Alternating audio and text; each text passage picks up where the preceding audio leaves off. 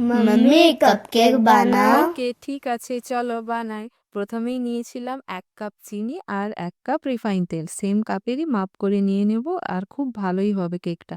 চিনিটাকে খুব ভালো করে মিক্স করে নেব। চিনিটা মিক্স হয়ে গেলে সেম কাপেরই নিয়ে নিয়েছিলাম 2 কাপ দুধ। দুধটাকেও খুব ভালো করে মিক্স করে নেব।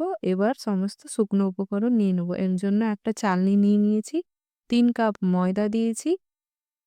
ময়দাটাকে অবশ্যই চেলে নিতে হবে, এতে আমাদের কেকে আর কোনো লাম্পস থাকবে না। এবার 1 চামচ কোকো পাউডার নিয়েছি আর দিয়েছিলাম বেকিং পাউডার আর বেকিং সোডা। সমস্ত শুকনো উপকরণগুলোকে চেলে নেব।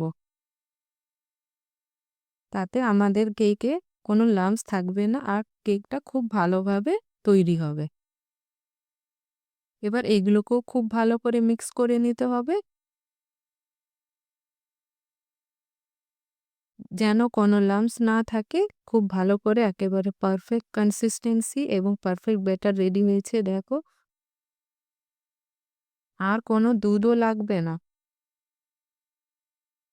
এবার কেকটা তৈরি করব। কাপ নিয়ে নিয়েছি, যেই কাপগুলোই আমরা চা খাই দোকানে ওই কাপই নিয়েছি। কাপে 1 চামচ করে ব্যাটার দিচ্ছি আর মাঝখানে দিয়ে দেবো বাচ্চাদের ফেভারিট চকলেট। তার উপরে আবার একটু ব্যাটার দেব। একেবারে ভর্তি করে দেব না, কারণ বেক হওয়ার পর কেকটা অনেকটা ফুলে যাবে, তাই হাফ কাপ করেই দিতে হবে। সমস্ত কাপগুলোই দেখো ভরে নিয়েছি। এবার একটা কড়াকে আমি আগেই প্রিহিট করতে বসিয়ে দিয়েছিলাম। তার উপরে স্ট্যান্ড দিয়ে আর একটা প্লেট দিয়ে কাপগুলো বসিয়ে দেব। 10 থেকে 15 মিনিটেই কেকগুলো তৈরি হয়ে যাবে। দেখো কেকটা আমি রেডি করে বসিয়ে দিয়েছি। কেকগুলো ফুলতেও শুরু হয়ে গেছে।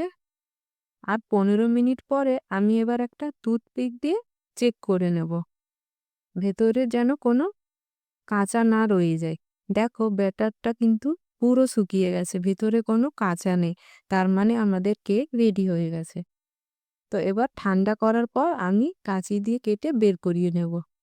খুব সহজেই বেরিয়ে যায়।